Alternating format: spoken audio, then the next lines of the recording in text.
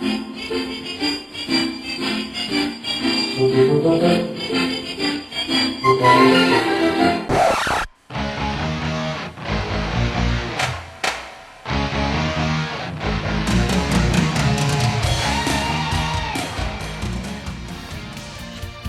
to Real Estate Real World, where we talk to the movers, shakers, and leaders that are getting it done right now in the real estate industry and beyond. I'm your host, Marguerite Crespillo, and I started this podcast simply dedicated to calling people about what's really happening in this crazy roller coaster ride of real estate. Be sure to subscribe on iTunes and stay up to date on the newest stuff by adding yourself to the list at www.realestaterealworld.com. Now, let's dive into the world of real estate. Hello, everybody. It's Marguerite Crespillo, hostess of Real Estate Real World, and I'm excited to be here today. Today, we have a longtime crazy friend of mine that I don't know why we haven't had him on the podcast sooner than now, but we finally got together and I'm excited to have him here. So let me read a little bit about him. It says, meet the man, the myth, the legend they call real estate's most offensive speaker. Beef Wellington Pendell, the man the DRE loves to hate. Beef pulls no punches in showing you how to annihilate your competition. Face to face, he addresses more California real estate agents annually than anyone else. With almost 30 years in the game, Beef has coached, trained, or mentored over 100,000 agents. Want 7% commissions, a weekly listing, a dominance in your hunting area? Beef's got you covered with techniques unheard of by other coaches. If you're ready for a no-nonsense, bare-knuckled coach delivering results beyond any in the market, Beef is your man. Just remember, leave your sensitive feelings at the door. So welcome, my friend Beef. Thank you very much. Wow, that was quite a bio. I wonder who wrote that, because I know it wasn't. I don't know. That must have been can't written be by you. the customers. There you go. It's funny because my husband likes to say there's only been two people in our life that I have gotten in knockdown, drag out fights with. And one was Rick Ruby and you were the other one. So there you go. When you say, and I want everybody to know, when she says knockdown, drag out fights, her knocking down and her dragging around, because I know that I wasn't the other part of that. That's for sure. I'm super honored to have you here and grateful for your time. So tell us a little bit. I know you've been in this crazy industry for a long time, but what actually got you into what you do now? Tell us the background. Like, how did the Career Compass come about and what was the inspiration for that happening? Let's see, I was broke. I suck at everything else. I was unemployed, needed a job, and I figured I needed to know. Basically, my background was in corporate America for many years. I went to San Diego State on an athletic scholarship. That $1.25 gets me on the bus.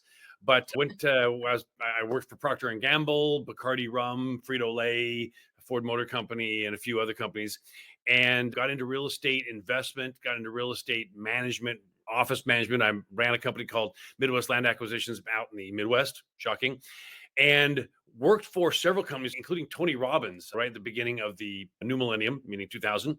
And Tony Robbins, a company called Richard Robbins out of Canada, and a few other real estate development companies. And when those companies hit the skids in 2006 and 2007, because we all know what was going on then, we all died there.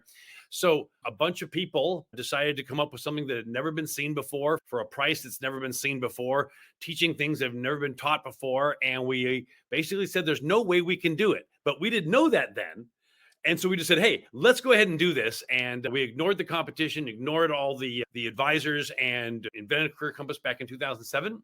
And just because we're just too stupid not to do things intelligently, we were successful. So there you go. That's what happened. We've been around for 15 years. And since then, we have become probably the largest seminar in the state of California, if you include total number of people trained. We have 6 to 10 of them every year, depending on what year it is. They're all over the state of California.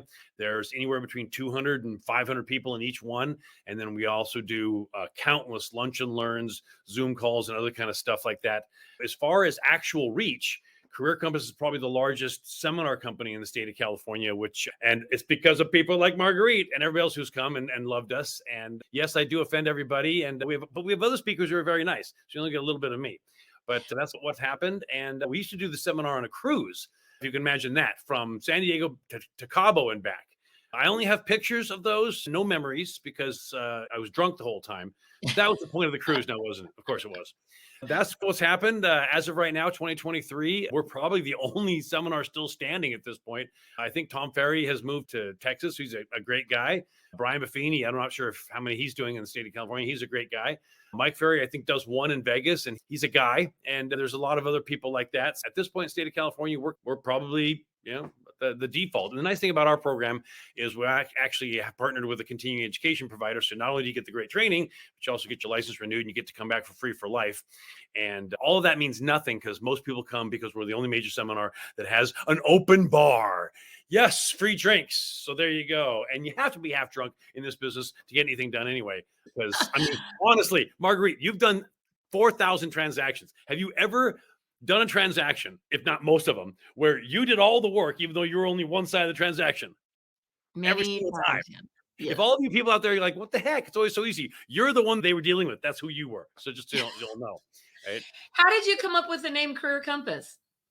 Oh, you want the honest answer to that, or do you want me just to make something cool up? Because it's No, I want the honest answer. Okay. I was on a cruise, and to tell you the truth, at the time, me and a bunch of people were on a cruise for my 40th birthday. And we had just gotten the information, the notification that the company that we were working with at the time, which was the Richard Robbins organization out of Canada, which is the Brian Buffini of Canada, was closing down completely and moving back to Canada. And everybody was going to be losing their jobs. All the people that worked in the United States were going to be losing their jobs because they're going to be dissolving the company and moving to Canada. And we were on a cruise and we're like, hey, we should do something with like a compass. It's like a nautical instrument because we were on a cruise. And okay, the compass, we couldn't get that because that was already taken. So somebody says, it's their career. So how about career compass? And it was a nice young lady named Tina Parker who shares the DNA with my daughter. So it gives you an idea who that was. So it was just thrown out there, to tell you the truth. To be real honest with you, since we're bearing our souls here, I probably should have picked something better, even though everybody loves that name, because there's Compass Brokerage, which is one of the biggest brokerages in the whole country that's out of the East Coast. And a lot of people confuse us, but we are the Career Compass and they are Compass Brokerage. No relation, no connection whatsoever. It was just, we were on a cruise at the time, which came up with the idea of why we did the cruises originally. And it's like your career. So which direction should your career go in? Career Compass.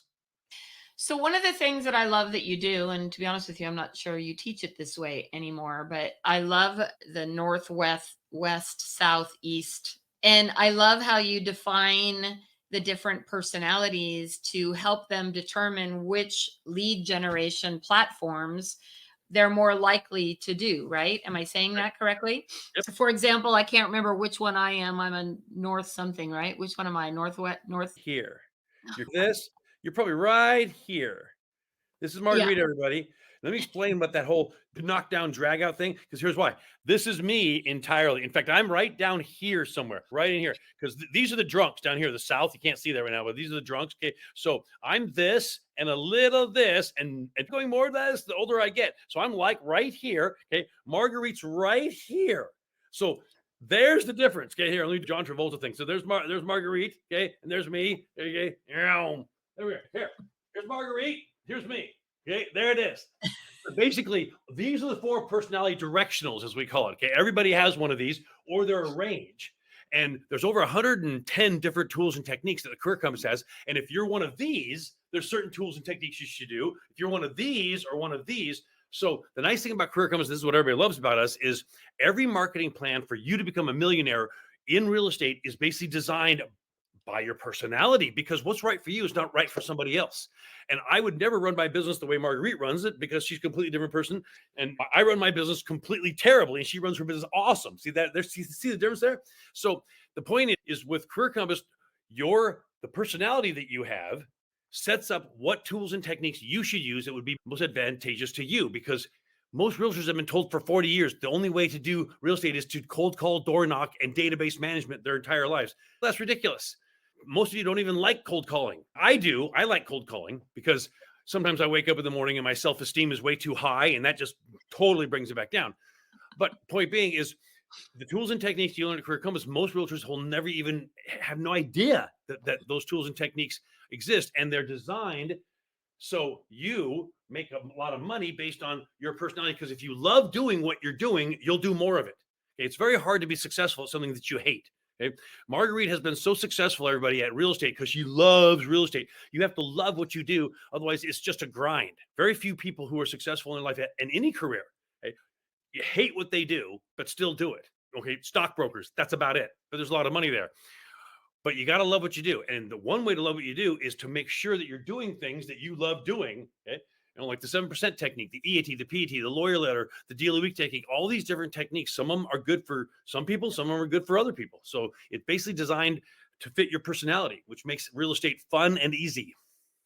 So tell me this, having been in front of thousands and thousands of real estate agents, I'll tell you what the most entertaining place to be is sitting next to Donna during your seminars. And listening to her. You got to put her on stage at some point with you, but she's pretty funny. Yeah, she's probably the funniest person in our company. I'm probably the least. So in talking to all these agents, like, what do you see as the biggest holdback for most agents? Like, what is keeping agents from doing what they need to do? Fear, confusion, and apathy. Okay. Fear, because everybody's afraid of what's going on in the industry right now. And you've said it yourself, Marguerite, many times. You were at one of the lunch and learns that you and I did together about a year ago in Sacramento. And you said to the crowd, you said, should you be worried? If you're learning things like this and doing the right thing, no. But otherwise, yes, you should be worried. You're in big trouble. So a lot of agents are afraid to go out and get new tools and techniques, or don't know where to get it, or they think the industry sucks, which, by the way, it does suck. Let's be realistic. We got it came down to 6% lately or something like that. What are the interest rates right now? 6.5%? And that's a reduction. Right. So it came down to 6.5. So nobody's buying, nobody's selling, nobody's selling out of a 2.5 to go refinance at a 6.5 somewhere else, even if they want to move up to a house. So that you got that problem. And on top of that, you've got all these lawsuits, the Department of Justice, which opened the proverbial can of worms for everybody to sue realtors. We already have 3. There's 4 in Arizona. Class action lawsuits already in California. Keller Williams just bailed themselves out of the system. They just settled. I just saw that yesterday. Yeah, $70 million. Now, I can talk about that later. It's a good thing or bad thing. It's a good thing, but it's a bad thing at the same time. So there's a lot of fear out there of whether we're going to get sued. So not only is the industry in a very low position right now, but now you have fear that comes into it because people don't know if they're even going to have jobs tomorrow. So you got fear and apathy and confusion. You don't know where to go to get what you need to get. Door knocking, cold calling, and database management is not working as well as it used to. It works for Marguerite because she's been doing it for 20 years. So now she's got it set. But the average new realtor with less than 5 years in doesn't have a database like you have, Marguerite. They're starting out. So what do? They go cold call and door knock, which is less effective in 2024 than it's ever been, ever. People have cell phones. People have do not call lists. People can block you. Nobody answers their door these days. It's amazing. Everybody's afraid of the entire world. And on top of that, if you get a millennial or a Generation Z, they don't know how to talk to a real person anyway. You know? They can't talk to somebody face to face. I don't know how to communicate face to face. Can you please text me? Anyway, it's awful. So you got that. Okay? You got confusion and apathy, and then realtors who think, okay, let's be realistic. And this, Marguerite, half of all realtors are realtors because they failed at their plan A job. You said it. Oh, I love this. I love saying this in the seminar. You say, you know what? Most realtors get in the business long enough to piss off their friends and family, and then they get out. Quote unquote, Marguerite Crespillo. Awesome. That's another thing.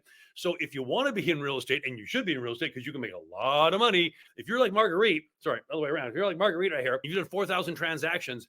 That is a very lucrative career. You picked the right career. If you're doing 4,000 transactions, you did it right.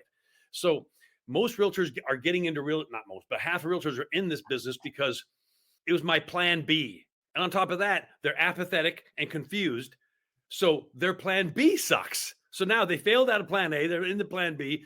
If you want to be successful in real estate, you want to make a lot of money, learn. Again, I don't mean your continuing education crap. Who cares how many plots are in a township? Who gives a crap about that? I'm talking about learning tools and techniques that you can go out today, apply to your business, and get a listing or a buyer's agency tomorrow from somebody who's highly qualified, is qualified, wants to sell, wants to buy, and is ready to go and is talking to only you as a realtor. That's called an indigenous lead.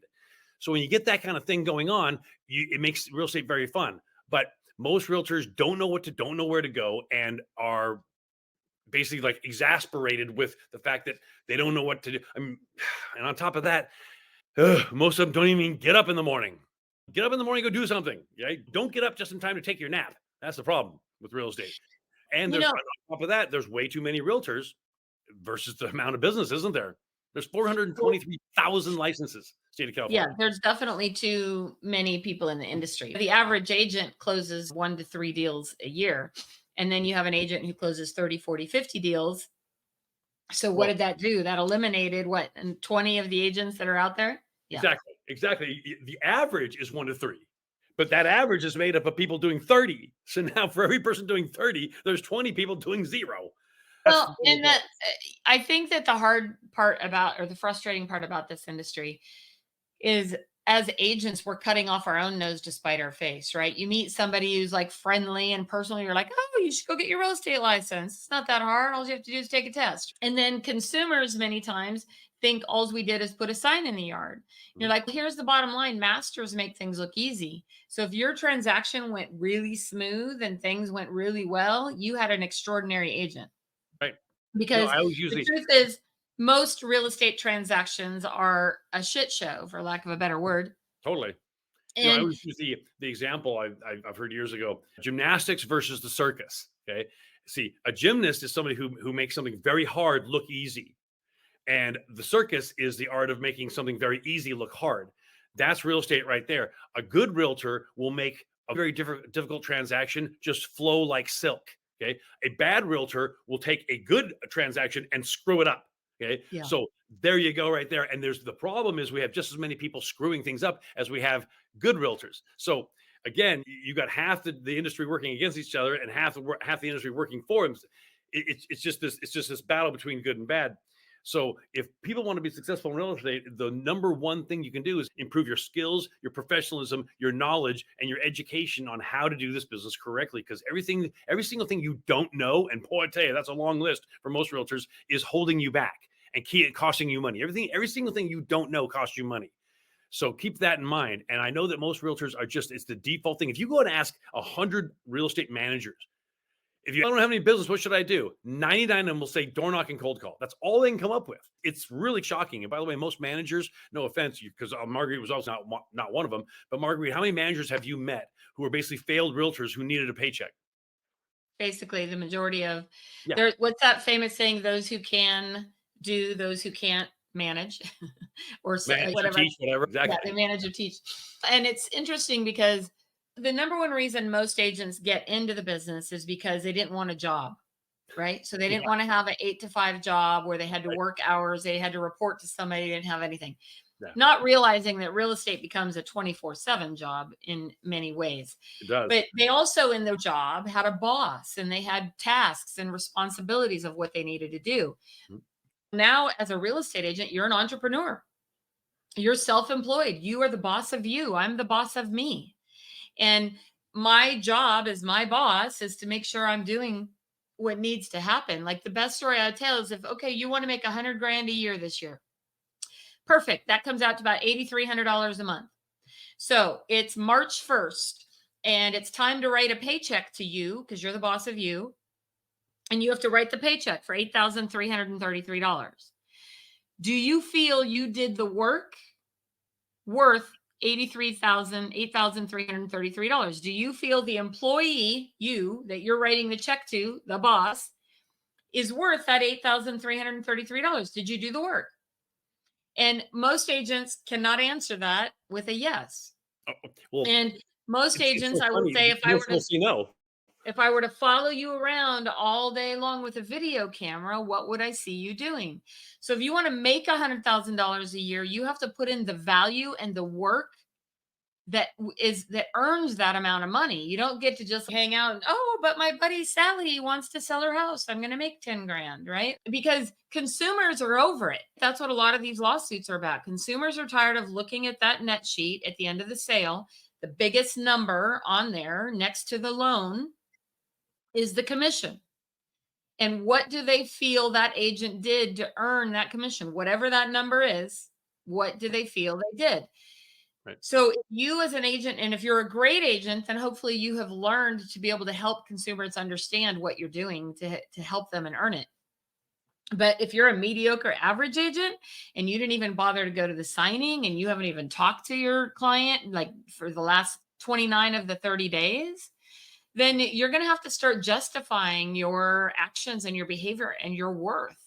And I think it's been a long time coming, but we'll see what all of this stuff shakes out with these lawsuits. It's funny you mentioned that. I sometimes in the seminar, I tell people, I say, okay, write down, before you do anything, write down the number you want to make, the GCI you want to make in the next 12 months, starting right now, whatever it is. So next 12 months, what do you want to make? And people write 100,000, 200,000, 50,000, 500,000, whatever. They write it down. Okay, now write it down. You have it, so you can't change it. It's in pen on your paper. Okay, now I want you to think about everything you did in the last 12 months. Would you pay somebody the number that's on that piece of paper to do what you did over the last 12 months? And then you get these blank stares like, oh, no, exactly. That's why you didn't make that last 12 months. But you're absolutely right. There's a lot of people who just think this business is, I'm going to sell my buddy's house. I'm going to sell my mom's house. I'm going to sell the people I know's house. And I'm going to, do 3, 4, 5, 10 transactions a year. I'm going to make 200 grand and everything's going to be great. I'm not going to have to do any work. And it doesn't pan out that way. The real estate is the easiest way to make nothing and the hardest way to make $1 million. But here's the other end of it too. So you take a at-home parent, mom or dad, whatever it is, and maybe they were working a regular job, making 25 bucks an hour or something. That comes out to about what, 36,000 a year. So working a full-time job with a commute. Now maybe my math is jacked up. I failed algebra, but the reality, it's not a whole lot of money. And it's hard to live on that amount of money anymore. And so for $36,000, could you go sell 4 to 5 homes in a year, working part-time, and exceed that amount of money? And that is what the industry has historically attracted. They've attracted people who were either retired and wanted to make some extra money, or at-home parents who kids are in school, they want to do something now and they want to have flexible schedules. So as an industry, we haven't really attracted business-minded, strong salespeople, right? Right. And some rise to that occasion. Like I was talking to somebody else yesterday on one of my podcasts, and we were talking about the entrepreneur, and people either have it or they don't, I think. I remember at a very young age having an entrepreneurial spirit because I was trying to figure out how to make money, right? I didn't have any money. I'm like, I got to figure out how to buy candy bars. I was very creative in finding from a very young age. I got fired from more jobs than I was hired from. I'm not a good employee. So I had to I got all of mine. So I had to find a job where I could be in control of my own destiny, which is the ability that you have in real estate. So why are people not taking advantage of it? I don't know. Yeah, I think you said it. They either have the entrepreneurial spirit or they don't. I lied about my age when I was 11 years old because you had to be 12 to get a paper route. And that meant getting up at 4 a.m. in the snow in Spokane, Washington, and delivering papers. And I lied so I could get it. And back then, check this out. You bought the papers from the paper and then you went and collected the money, the little tabs you gave people in 1975. They didn't have computers. And if somebody didn't pay, that came out of your salary. Can you imagine that today? Can you imagine some 12-year-old kid getting stiffed by somebody who got the paper delivered for a month for $2.50? The lawyers would be lining up, but it was the best thing that ever happened to me because it taught me. I tell you, there's a book. It's called Everything I Need to Know About Business I Learned as a Paper Boy, because it's inventory, it's delivery, it's customer service, it's billing, it's profit, it's loss, it's all these kind of things. Anyway, if you either have that mentality or you don't, one of the two. And if you don't, be a realtor, because there's so many people in this business who don't have that mentality. This is a business. You do not have a job. No one's going to pay you a paycheck. You have a business, and you need to be loving that business, and you need to be investing in that business, and you need to be learning about that business, and it needs to be the business that you love to do. Otherwise, you're not gonna do very well. Every realtor I've ever met who's been highly successful has the entrepreneurial spirit. Every single one of them. Because this is a business to them and they're running a business and they know they can make unlimited amounts of money, and that just spurs them on. If you are not money motivated, okay, amongst other things, I know a lot of people, I just want to help people. Okay, whatever, we got that. Okay? You got to help people, but we also want to make money. If you didn't want to make money, you wouldn't be in this business. So the point being is you've got to have an entrepreneurial spirit. You have to have that. Without that, you'll never be successful in this business. And if you don't have that, maybe you should be a TC. Maybe you should be a manager. I don't know, whatever you want to be, but you need to look at your business like it's a business, because that's what it is. And no one's paying you but you. And the nice thing about real estate, you can make $5,000 one year and $500,000 the next year. But do you have the skills, tools, techniques, systems in place to make that happen? Did you know that something like 81% of all realtors finish their career within 2 to 3 standard deviations of what they started with? When that means, let's say within the first 3 years of their business, they averaged 4 transactions. Okay. Fast forward 20 years, they ended their career at 5 or 6 transactions. Their average over the years is so similar to the beginning because they never did anything differently. The top 20% starts out doing 1 or 2 transactions a year and ends up doing 200 transactions at the end of the year, or at the end of the career, excuse me. And that's the entrepreneur right there, because they're treating their business like a business and not like a job when they're going to be getting a paycheck. And I don't know, maybe they think that because the broker is sending them a check after they take their split, it's now a job, but it isn't. If you don't do the work, you don't get the check. I don't want to end this conversation today without talking a little bit about the hot topic, right? About kind of these lawsuits that are going on, and what are your predictions of what's going to come about from that? Okay, I'll make my predictions, and I want you guys to all believe the opposite, because I'm the worst gambler in the history of the world. If I bet on something, I swear to God, the other thing is going to happen. Okay, so here's my prediction. Ready? The Chiefs are going to win the Super Bowl. So everybody bet on San Francisco, because I just said the Chiefs are going to win, and I always lose. So there you go. There it is right there.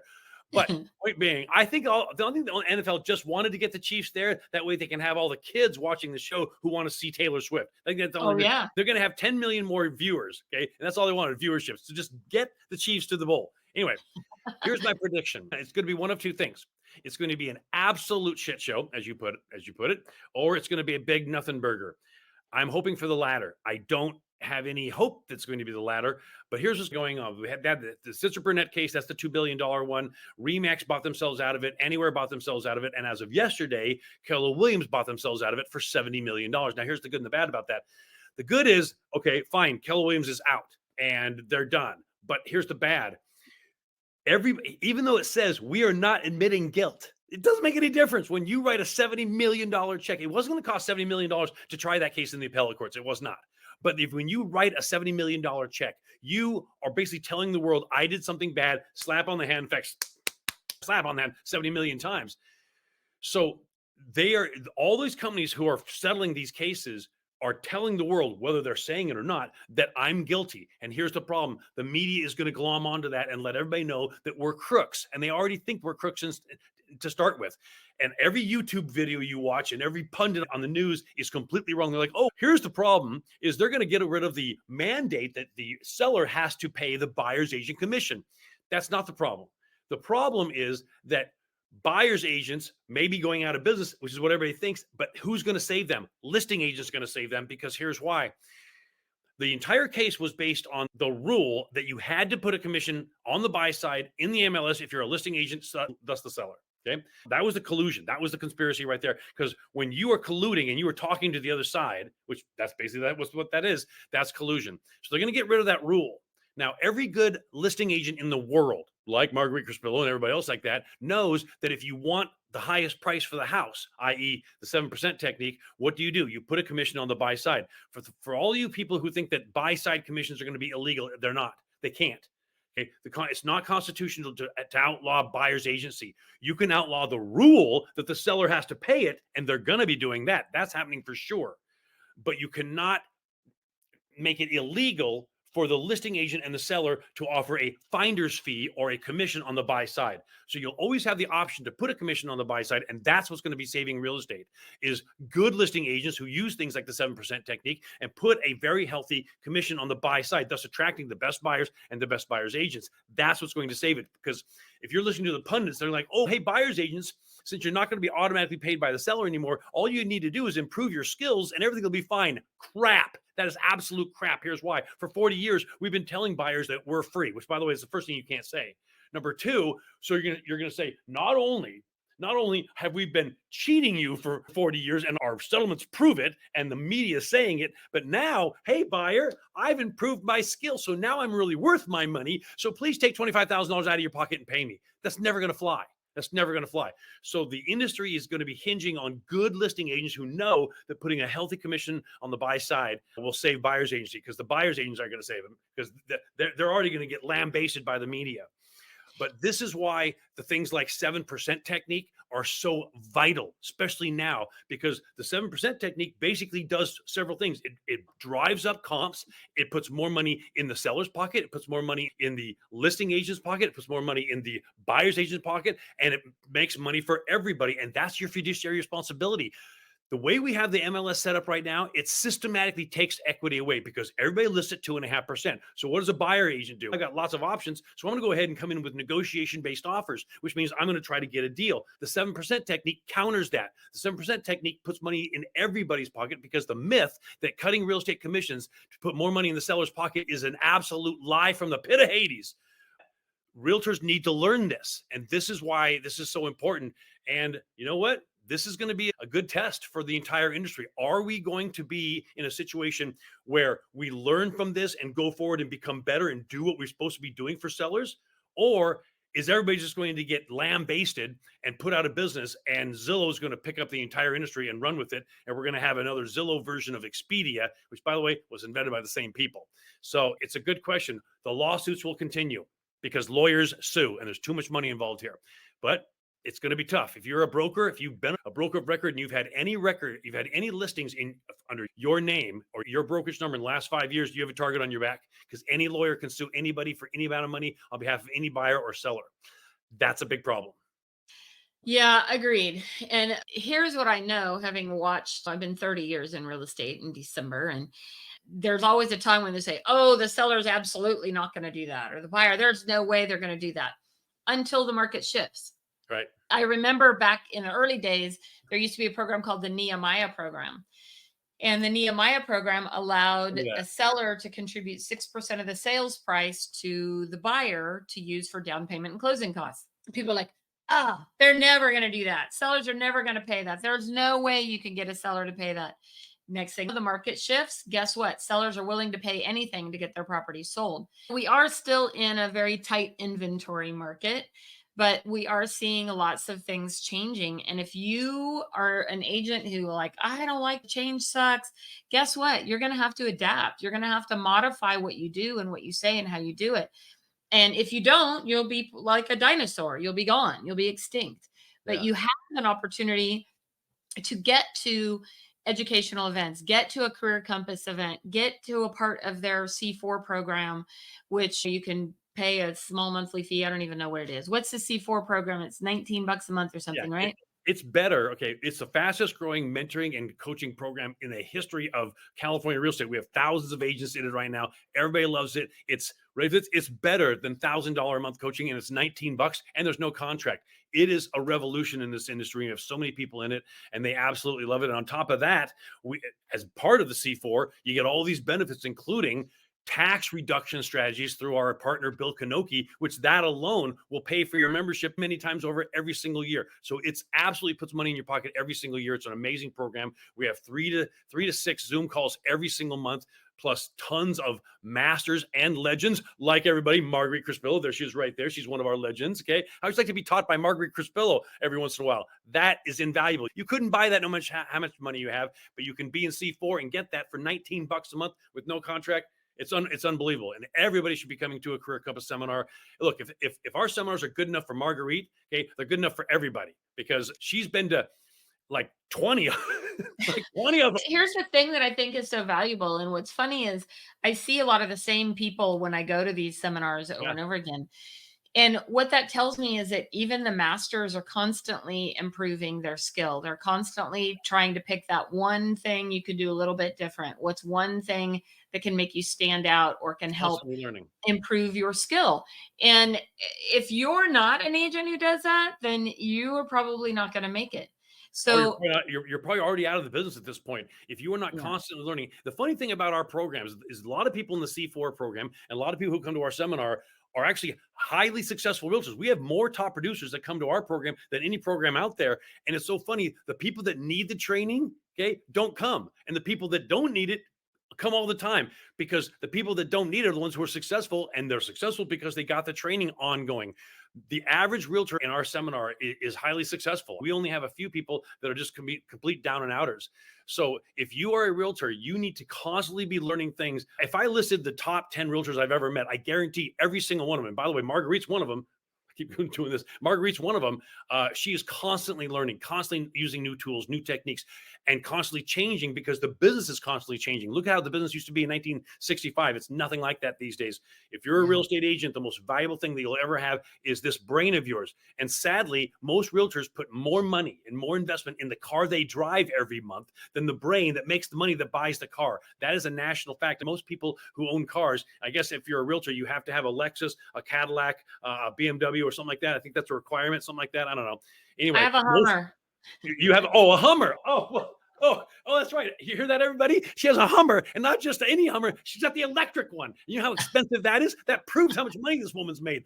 Do what Marguerite does, and you will make money. Okay, just fine. There you go. So yeah, a Hummer or something else like that. And most people put more money. The average car payment is like $600. Can you say as a real estate agent, okay, because I know Marguerite can say yes to this, can you say as a real estate agent that you put $600 into learning, training, and improving your brain every single month? Most realtors can't, but the ones who can say yes to that, like Marguerite, okay, are highly successful. You want to do 4,000 transactions? Do what she's doing, okay? Constantly learning. Well, Beef, this is always an entertaining conversation. And I tell people all the time, although your head is too big, you are truly the greatest salesman I think I've ever met. That is high praise. And thank you very much. You are pretty extraordinary at that. So I want to thank you so much for joining us today. And you guys, you can get a hold of Beef at thecareercompass.com. You guys can sign up. It's a great program. And you can also check out C4 while you're there and get to one of his events. They're always entertaining. I promise you, always entertaining. And it's an extraordinary opportunity for you to learn some things that can carry you through these next couple challenging years. I think we're going to have some, it's going to be a little bit of a wild ride, but if you're educated and you're on top of things, you're going to make it. So thank you, Beef, for joining us today. You're welcome. Again, everybody, it's 3 words, The Career Compass, thecareercompass.com. And C4 is there. The seminars are there. Everything's there. Marguerite is there. So go over there to thecareercompass.com. Come to one of our events. We got Tustin coming up next week. We had Sacramento last week, and Marguerite was there. See, you missed that. All right, you need that. And we got Pachanga and everything else coming up. So come on, go to thecareercompass.com. Come and join us live. You'll get to see me, but more importantly, you get to see Marguerite and all the other master trainers. So good luck and good selling.